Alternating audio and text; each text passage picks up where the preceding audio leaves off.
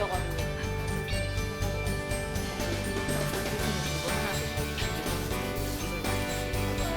한 잔이라도 드려야 되나 봐요. 아니,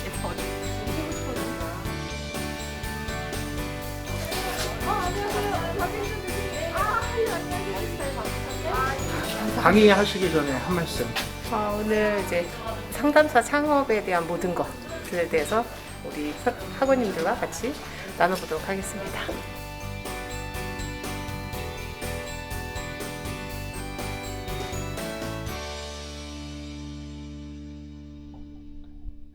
네, 여러분 안녕하세요. 반갑습니다. 뒤에 카메라가 있어서 의식하고 계신 건 아니죠? 방학 중인데도 불구하고 이렇게 시간을 내어서 특강에 참여해 주셔서 너무 감사드립니다. 많은 분들이 저한테 그런 질문 하세요. 상담소나 상담센터를 만들고 싶은데 가능할까요? 이런 질문 많이 하시거든요. 그래서 그런 내용을 조금 알려드리고 우리 학우님들한테도 계획을, 미래에 대한 진로와 계획을 좀 세우시는 데 도움을 드리고자 추창업 특강을 준비했고요. 자, 그래서 오늘 첫 번째 추창업 특강 시간으로 박진양 선생님이 상담센터 개소하기에 대해서 이제 강의를 해주실 텐데요. 강의에 앞서서 우리 김기호 교수님 그래서 이제 우리 학우님들 잘 지내시는지 참 궁금해하시고 그러시니까 우리 인사 말씀 들어보기로 하겠습니다. 네, 안녕하세요. 상담심리예술치료학과 교수 김기호입니다. 이번에 진행하는 추창업 특강의 목적은 한 가지입니다. 우리 졸업하고 뭐 할 수 있을까에 대한 저희가 여러분들께 드리는 답이라고 말씀드리고 싶어요. 그래서 오늘 특강 들으시면서 재미있는 이야기 많이 들으시고 또한 여러분들께서 궁금하셨던 점 특히 센터를 개업하고 싶다라는 마음이 있으신 분들 같은 경우는 많은 부분들을 여쭤보셔서 좋은 이야기 많이 듣고 가셨으면 좋겠습니다. 감사합니다. 오늘 첫 번째 추창업 특강 시간으로 박진양 선생님 모셨는데요.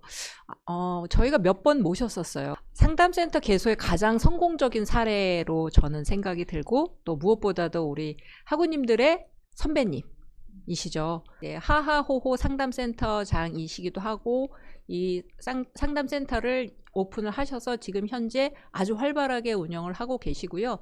계속해서 확장되고 있는 상황입니다. 뿐만 아니라 지금 현재 숙명여자대학교 박사 수료하시고 논문 준비하고 계시고요. 우리 학우님들께서 궁금해하시는 자격증을 모두 다 가지고 계세요.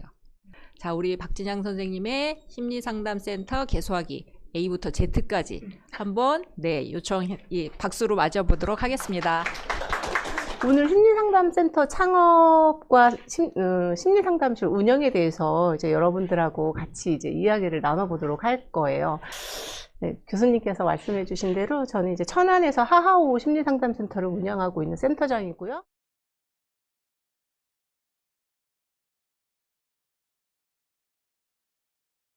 심리상담 사람들의 인식이 굉장히 많이 변화되고 있어요. 심각한 문제 있는 사람이 상담을 받는 것이다 라는 이런 예전의 그런 인식에서 자신의 삶의 질을 높이고 나를 찾고 행복한 삶, 내가 더 나다운 모습으로 살아가기 위해서 심리상담을 찾는 사람들이 굉장히 많이 늘고 있어요.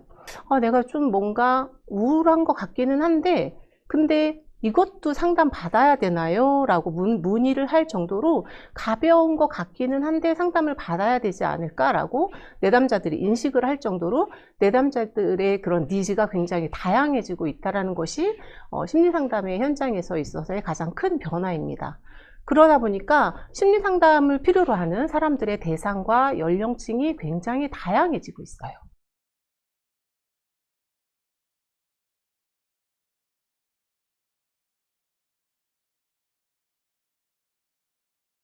심리상담센터 창업에 딱 맞닥뜨렸을 때 사람들이 제일 궁금해하는 것이 바로 이거예요.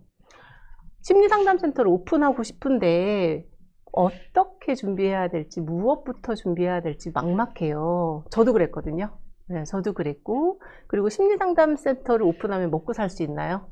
심리상담센터 창업 전 필수 고려사항을 좀 보시면 우선 사설 심리상담센터의 강점과 약점에 대해서 이제 여러분들이 한번 보셨으면 좋겠어요.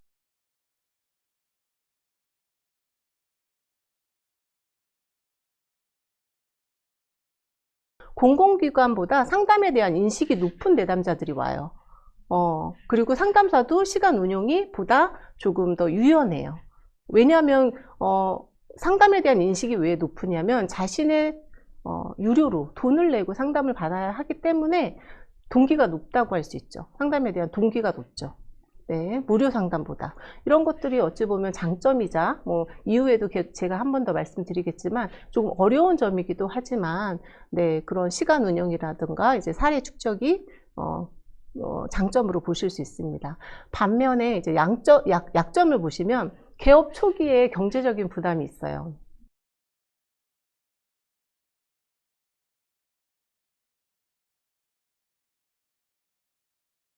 그리고 상담사들의 소속감 결여. 이거는 제가 느꼈던 가장 아쉬웠던 부분이었던 것 같아요. 저는 그 MBTI는 ENFJ인데 사람과의 관계를 굉장히 중요하거든요. 근데 상담사들은 프리랜서로 일을 하기 때문에 마치 이렇게 누군가 외부 사람이 와서 잠깐 상담을 하고 나가고 요런 느낌이지, 그러니까 뭔가 친밀감이라던가 소속감이라던가 이런 것들이 잘 안 느껴져서 그게 조금 아쉬웠던 것 같아요. 네, 그래서 이런 것들이 조금 약점일 수 있고요. 자, 이제 사설 심리상담센터의 운영 성공의 핵심이라고 잡아봤습니다. 그래서 상담 전문가의 전문성이 정말 중요하겠죠. 상담 서비스의 질을 좌우하는 것이 바로 상담사의 전문성. 그리고 사업과의 경영 기술이 또 필요하죠. 센터 운영의 수익을 창출해야 되기 때문입니다. 창업하는 것에 있어서의 차이점은 그게 있는 것 같아요. 본사가 있어서의 좀 안정감, 내가 그런 것들을 홍보라던가 내담자를 발굴하는 거에 있어서의 부담감, 이런 것들이 조금 이제 차이가 있는 것 같아요. 상담센터 운영의 가장 기초, 정말 아무리 강조해도 지나침이 없다라는 그 부분이 바로 상담센터에서 전문성입니다. 이것이 가장 중요하고, 그리고 상담실 운영의 주체는 사실은 내담자입니다. 내담자에서 여러분들 그 상담사 윤리에서 가장 윗줄에 있는 것이 내담자의 복지를 최우선으로 한다라는 것이 상담실을 운영하고 상담사의 전문가로서의 가장 첫 번째로 여러분들이 생각해 주셨으면 좋겠어요. 그리고 제가 운영 철학을 좀 적어봤는데요. 내가 왜 상담센터를 운영하려고 하는 거지? 라는 것도 한번 생각해 보셨으면 좋겠어요.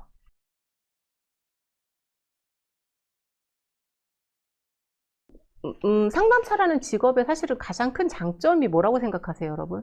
그렇죠. 정년이 없다라는 것. 네, 그게 가장 큰 장점인 것 같아요. 사설 상담 현장에서 가장 큰 변화가 있어요. 내담자들이 가장 많이 문의해 오는 것들이거든요. 최근 1, 2년 안에 그런 문의가 조금 많이 오는 것 같아요. 뭐냐면, 제가 지금 전문성을 설명하고 있기 때문에 이거를 넣은 거거든요. 여기에 대비하기 위한 건 우리가 그러한 자격을 갖추고 있어야 된다는 거죠.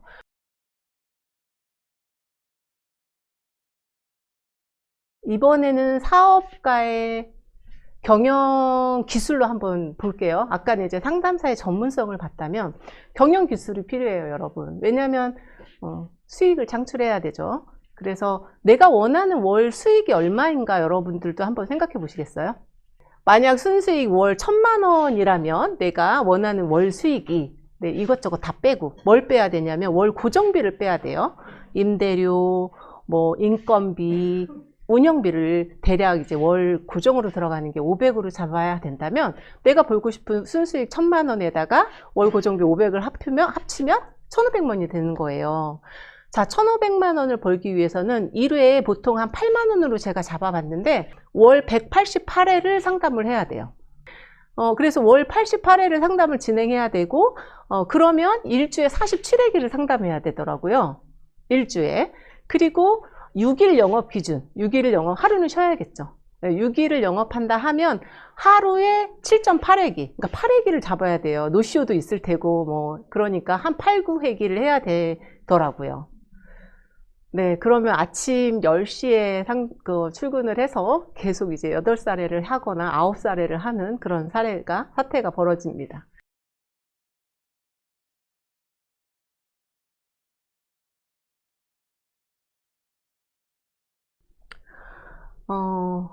자, 꼭 한번 생각하고 정리하기. 내가 가지고 있는 것은 무엇인가? 그리고 내가 상담센터를 오픈하는데 장애물은 무엇인가? 최악의 상황은 무엇인가?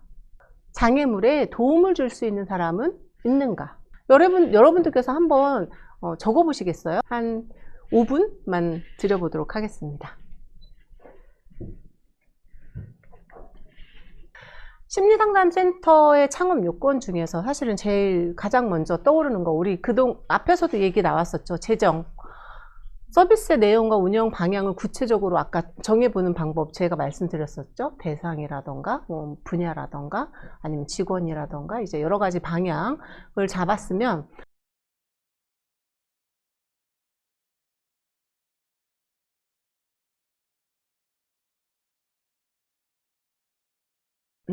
이게 가장 조금 부담스럽기는 해요. 매달 운영비를 좀 확보해야 돼요. 그래서 뭐 임대료, 그리고 행정선생님이라던가 상근 상담사를 둔다면 직원 월급도 생각하셔야 되고, 각종 소모품비, 수리비, 뭐 사회보험료도 적은 금액이 아닙니다. 직원의 사례보험이 이런 것들까지 고려하셔야 되고, 최소 뭐 6개월 정도 확보하고 창업을 시작하는 것을 권장한다고는 해요. 1년 동안 상담센터를 운영하다 보면 상담센터가 계속 성수기가 아니에요. 모든 업종이 이제 비수기가 있듯이 상담센터도 비수기가 있습니다. 그래서 조금 성수기 때 이렇게 좀 수익을 많이 창출했다면 비수기를 좀 견뎌낼 수 있는 그런 것도 이제 필요하고, 손익분기점, 이익이 나는 시점을 6개월 이후로 보고들 계세요. 그런데 어떤 분들은 1년에서 3년을 잡으시는 분들도 있습니다. 왜 차이가 있겠어요? 홍보를 어떻게 하느냐, 전문성이 어떻게 다르냐, 뭐 이런 것들에 의해서 어떤 분은 6개월 만에 손익분기점이 있을 수도 있고, 어떤 분들은 1년, 2년, 3년이 걸릴 수도 있습니다. 그래서 여러분들께서 처음에 이제 상담센터를 오픈하실 때 이러한 재정이 지금 나에게 허락되어 있는 재정이 얼만큼인가, 그러면 나에게 맞는 상담센터의 규모, 그리고 상담센터의 그런 운영 방향, 이런 것들과 맞춰서 재정 상태를 좀 준비해 놓으셔야 되고요. 실평수 50평, 상담실 6개 상담센터를 오픈해 보는 라고 가정을 세운다면, 가정을 세운다면, 이제 이것도 여러분들하고 같이 해보려고 한 거거든요. 이제 이건 제가 지금 하고 있는 저희 상담센터에 들어갔던 것들이에요. 저희 상담센터의 규모이고, 지금 실평수 50평에 상담실이 6개예요. 비용은 말씀드릴 수가 없어서 여러분들하고 그냥 이렇게 적어봤고요. 여러분들께서도 한번 예상해보는 것도 나쁘지 않을 것 같아요. 자, 그래서 여러분들한테 이제 저희 센터를 잠깐 보여드리려고 해요. 그래서 천안시 불당동에 위치하고 있고요. 저거는 이제 저희 마크예요. 저희 마크는 초등학교 3학년인 저희 작은 딸이 개발해줬어요. 요걸 담은 이유가 나의 상담센터 이름이 있을 거 아니에요. 나의 상담센터의 이름에 맞는 그런 마크, 이런 것도 만드시는 것도 필요해요. 저희 상담센터에는 이제 총 10명의 전문 상담사 선생님이 계시고요. 그리고 임상심리사 2명 선생님이 계셔서 풀배터리 검사를 진행하고 해석 상담을 해드리고, 이제 임상심리사 넘버를 넣어서 보고서를 드리고 있습니다.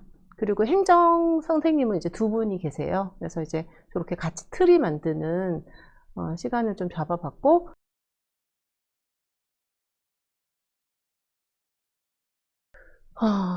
여러분들하고 이제 재정과 그 시설에 대해서 잠깐 보셨고요. 이제 환경 및 시설이 있다면, 최근에는 주차 시설이 좀 편리해야 되고, 교통이 편리해서 접근성이 용이한 게 굉장히 중요하죠.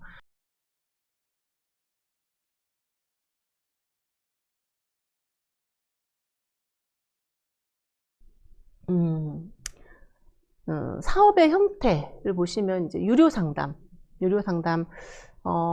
아까 말씀드렸던 것처럼 공공의 무료 상담에 비해서 자기 부담금이 커서 내담자분들이 상담을 찾아오시는 데 있어서 인식이 굉장히 높아요. 하지만 그렇게 인식이 높은 만큼 우리는 어떻게 해야 될까요? 네, 그렇죠. 전문성을 갖춰서 상담 효과가 명료해야 되는 거예요. 이러한 지속이 내담자를 위한 게 맞는지 상담센터장은 항상 고민해야 됩니다. 내담자를 위한 지속이 맞는가? 이거를 고민해야 되고, 종교를 두려워하시면 안 돼요. 내담자한테 있어서 주 호소 문제가 해결겠다 하면 종결을 해야 돼요. 이렇게 아름다운 건강한 종결은 사실은 우리 상담센터를 널리 알리고 좋은 말을 알릴 수 있는 씨앗 하나를 심었다고 생각하시면 돼요. 그러니까 종결을 두려워하시고 너무 지속에 연연하지 마시고 내담자의 그 주호소 문제가 해결됐다 하면 내담자분들과 아름다운 종결 하시고 이제 상담을 이제 중단하는 것들, 이런 것들도 좀 준비를 하셔야 될 것 같습니다. 그리고 내담자의 그 가족들은 잠재적인 내담자로 보셔야 될 때가 있어요. 그래서 때로는 뭐 청소년 상담을 하고 있다. 그런 부모 교육을 통해서 잠재적인 내담자를 위한 교육을 무료로 해드린다던가, 이렇게 해서 그 가족들이 상담을 받고 싶을 때 가장 먼저 떠올리는 기관이 되면 좋겠죠. 상담료가 그렇게 저렴한 편은 아니죠. 예, 그러다 보니까 바우처 사업 제공 기관으로 등록되어 있는 것도 굉장히 중요해요. 서비스 대상을 한번 보실게요.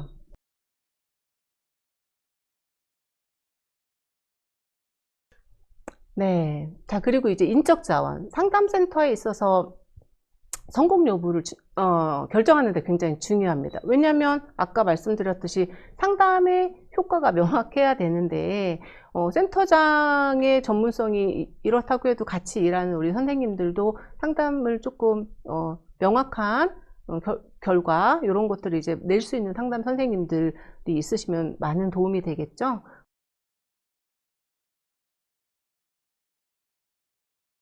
그리고 사람과 원만한 관계를 형성하고 유지할 수 있는 사람을 채용한다. 이것은 내담자뿐만 아니라 그 내담자 부모와도 상담사들이 관계를 해야 되고, 그리고 상담사들과도 관계를 해야 되고, 센터장과 상담사 선생님도 관계이고, 뭐 행정선생님과 그 상담사도 모든 게 관계이기 때문에 관계를 좀 중요시하는, 잘하는 그런 선생님으로 채용해왔을 때 조금 더 덜그럭 소리가 안 나겠죠.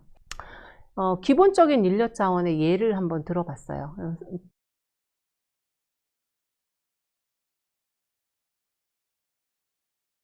행정사무. 네, 저는 이 부분이 굉장히 중요하다고 생각이 돼요. 그러니까 센터장이 센터와 상담에 집중할 수 있도록 도와주시는 분이기 때문에 회계, 전화 상담, 그리고 스케줄 관리, 바우처 관리까지 다 해주셔서 전반적인 행정을 도와주시는 게 엄청 많이 도움이 되더라고요.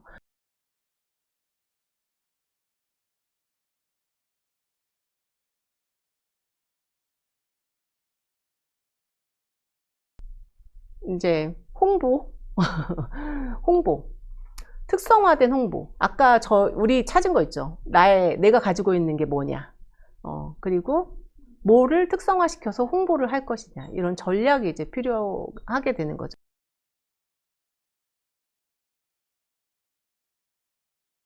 홍보를 하다 보면은 네이버에 데이터를 검색할 수 있는 곳이 있어요. 그래서 검색어 트렌드가 지역마다 조금 틀려요. 어느 지역에서는 뭐 천안 심리상담센터가 1위더라. 아니면 아동 놀이치료가 검색어가 1위더라. 이거 검색어 트렌드라는 건 우리가 생각하는 것과 틀리게 상담을 받을까 할 때 두드리는 검색어예요. 공략할 수 있는 검색어를 찾아야 되거든요. 네, 그 검색어 찾는 거, 이런 것들도 공부를 하셔야 되고, 제가 경험한 비수기는 여름철에 휴가철.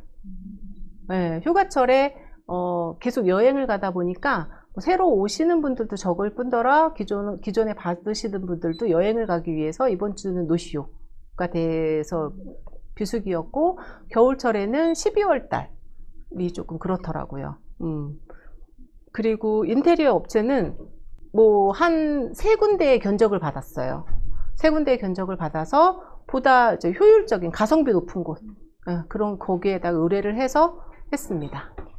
상담센터에서 선생님들을 채용할 때 저는 자격증과 경력도 보기는 하는데요.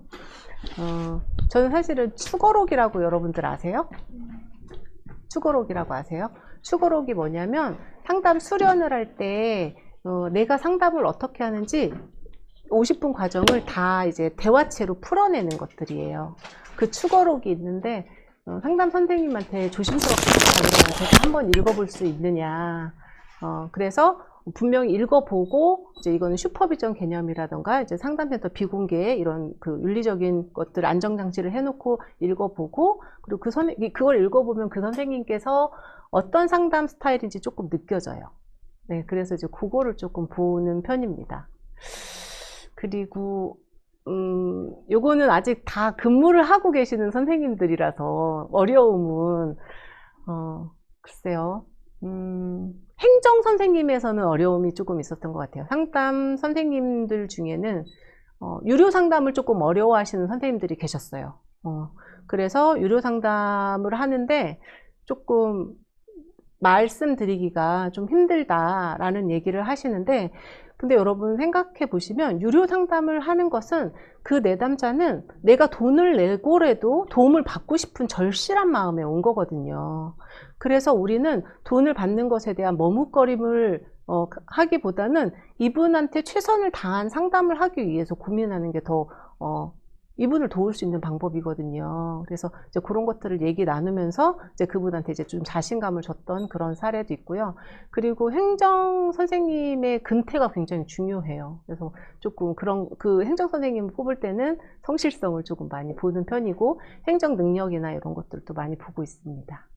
기관 그 금액을 책정하는 게 사실은 저도 조금 어려워서 충남 지역에 있는 센터 한 10곳 그리고 경기 지방에 있는 상담센터 5곳, 서울에 있는 상담센터 5곳 정도를 문의를 해서 상담 프리랜서로 일을 하시는 분들이 많거든요. 저희 센터에서는 상근직의 선생님보다.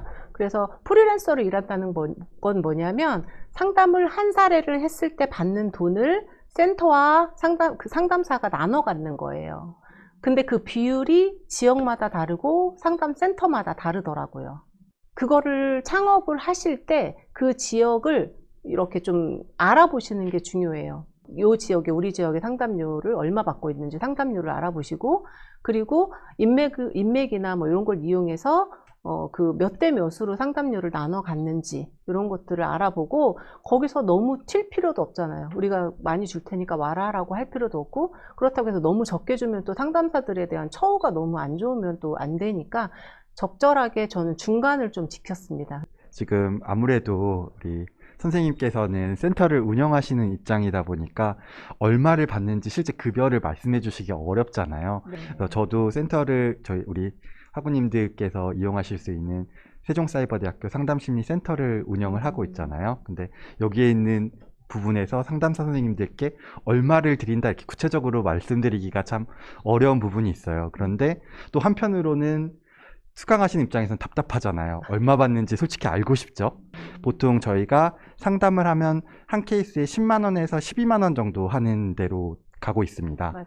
그렇게 했을 때 병원장과 이 직원 사이에 이제 저희 들어간 상담사 하시는 분들 사이의 관계가 굉장히 좋다. 그러면 6대 4로 해줘요. 그러니까 저희가 6이 되는 거고 그 다음에 이제 병원에서 4를 가져가는 거죠. 이거면 되게 좋은 케이스, 그런 자리는 잘 안 나는 자리들이에요. 그리고 일반적으로 가는 괜찮은 자리다라고 하면 한 건에 5대5 정도 저희가 생각하고 갑니다. 블랙리스트로 올라가는 센터나 병원들도 있습니다. 그런데 어떻게 나누냐면 4대6으로 나눕니다. 저희가 4고 센터가 6 이렇게 들어갑니다. 근데 이제 금액이 이게 센 데는 그렇게 가져가도 괜찮아요. 근데 금액이 약한 데들이 있거든요. 제가 10만 원, 12만 원 말씀을 드렸지만 사실은 5만 원, 7만 원 이렇게 받는 센터들도 있어요. 한 시간당. 근데 그렇게 되면 가져가시는 게 너무 없는 거죠.